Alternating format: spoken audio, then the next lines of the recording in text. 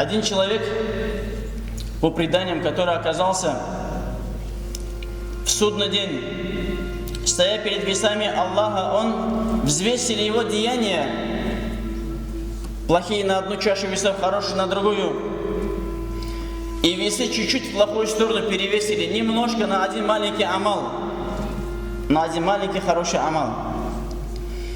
И его вот-вот определят уже в ад.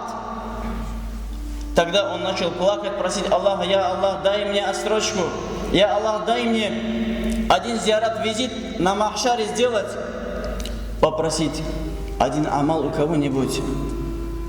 Тогда Всевышний Аллах ему позволил. Он бегом побежал, метался от одного к другому, и все отворачивались от него. Он побежал к кому? Он побежал к своей матери. Кто может помочь, если не мать? Приходит к матери: «Мамочка, ты воспитывала меня. Как ты, меня никто не любил, мама. Помоги, мне один маленький амал не хватает, чтобы в рай попасть.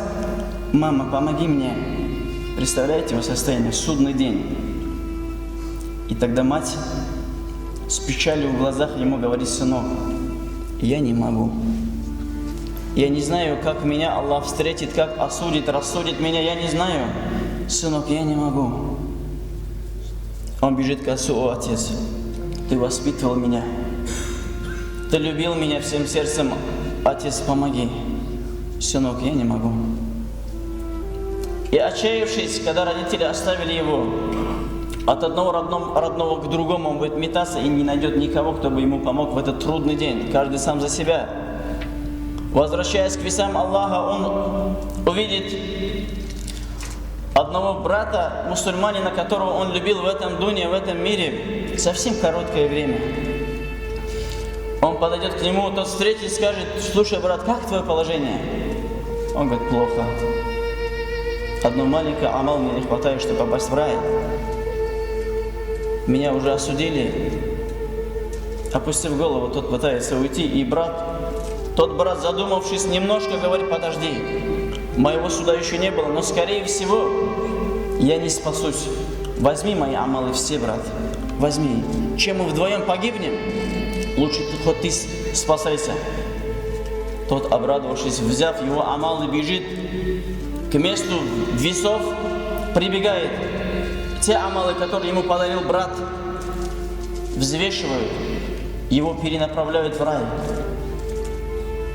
Идя довольный и радостный в рай, забыв про того брата, забыв про мать, про отца, про всех, что были до этого, он подходит к прекрасным вратам рая, позабыв обо всем, с улыбкой пытается туда войти, но слышит, как какой-то голос сзади ему говорит: «Не является из характера мужчины оставить своего брата в аду, а самому идти в рай». Его сердце затрепещало, задрожало. Он попятился назад, ангел его толкает вперед, чтобы он вошел. Он говорит: «Не нужен мне такой рай, я Аллах». Он начинает плакать, начинает просить: «Я Аллах, мой брат в аду, как мне тут быть?» Ангелы говорят: «Ты что делаешь? Тебя определили в рай, его в ад, все, дело решенное». Он говорит: «Я Аллах, не нужен мне такой рай. Меня с моим братом лучше в ад отправьте», говорит тот человек. Понимаете? Вот это братство.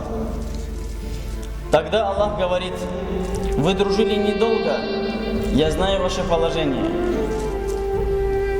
И мне более достойно оказать вам милость».